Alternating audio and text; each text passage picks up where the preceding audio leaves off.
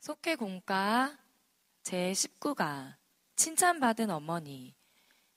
오늘 말씀은 마태복음 15장 21절로 27절의 말씀입니다. 은혜는 만남에서 시작됩니다. 귀신 들린 딸을 둔 여인이 예수님과 만남으로 소원을 이루게 되었다는 이야기가 오늘 본문의 내용입니다. 갈릴리 호수 주변을 돌며 많은 병자를 고쳐주신 주님이 두로와 시돈 지방으로 가셨습니다. 그리고 그곳에서 귀신 들린 딸을 둔 여인을 만나셨습니다. 그녀는 가난한 여인이었습니다. 딸의 회복을 간절히 소망하며 예수님께 간청했습니다. 주 다윗의 자손이여, 나를 불쌍히 여기소서. 내 딸이 흉악하게 귀신 들렸나이다. 오늘도 주님은 아파하는 사람, 홀로 우는 한 사람을 만나기 위해 찾아오십니다. 여인의 믿음을 보신 주님이 내 믿음이 크도다. 내 소원대로 되리라.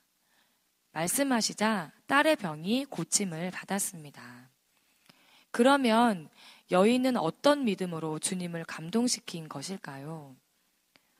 첫째로 어머니로서 겸손한 믿음입니다. 이 여인은 마가복음에는 헬라인이요 수로보닉의 족속으로 등장합니다. 가나안 여인이든 헬라 여인이든 이방 여인이 유대 청년 앞에 머리를 조아리고 소원을 아랜다는 게 여간 절박하지 않으면 불가능한 일입니다. 게다가 여인은 여러 차례 무시당하는 경험을 했습니다. 이런 겸손이 주님의 마음을 움직였습니다.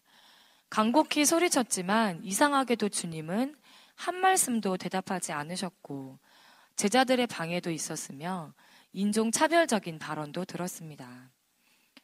그러나 이런 것들이 여인의 절박함을 꺾지 못했습니다. 그럴수록 여인은 주님께 다가와 절하며 간청했습니다.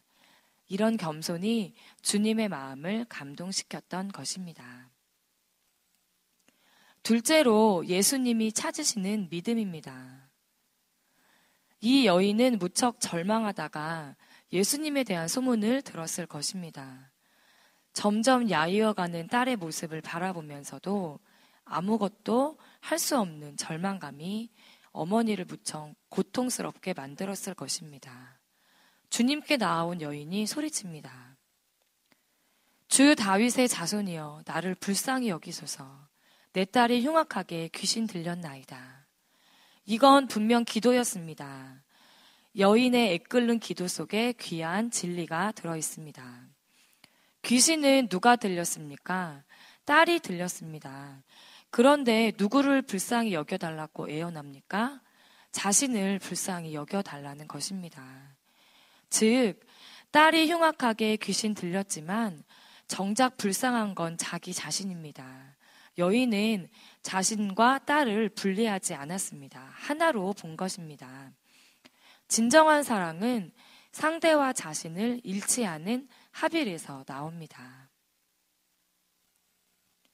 셋째로 역경을 극복해낸 믿음입니다. 오늘 본문에서 주님은 이상하리만큼 차갑습니다. 여인의 믿음을 시험하기 위함입니다. 주님의 침묵과 주변의 방해, 인종차별적 발언을 극복하자 이번에는 마지막 시험이 나옵니다. 자녀의 떡을 취하여 개들에게 던짐이 마땅하지 아니하리라. 참으로 잔인하고 냉정한 말씀입니다. 여인이 졸지에 개가 된 것인데 다른 사람이 아닌 주님에게 이런 소리를 들었습니다. 사람은 자존감으로 삽니다.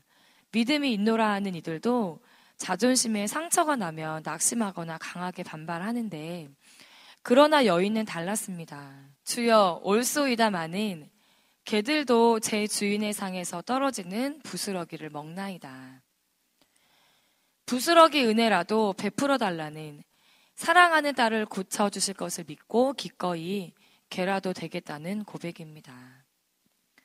우리가 인생을 살면서 내 소원대로 되리라 이런 말씀을 들으면 얼마나 좋을까요? 그러기 위해 전제되어야 할 것은 내 믿음이 크도다, 이런 인정을 받는 것입니다. 마틴 루터는 돈은 강하다, 왕은 더욱 강하다. 그러나 그보다 더욱 강한 것은 어머니의 사랑이다 라고 했습니다. 이 땅에서 어머니의 사랑만큼 강한 것은 없습니다.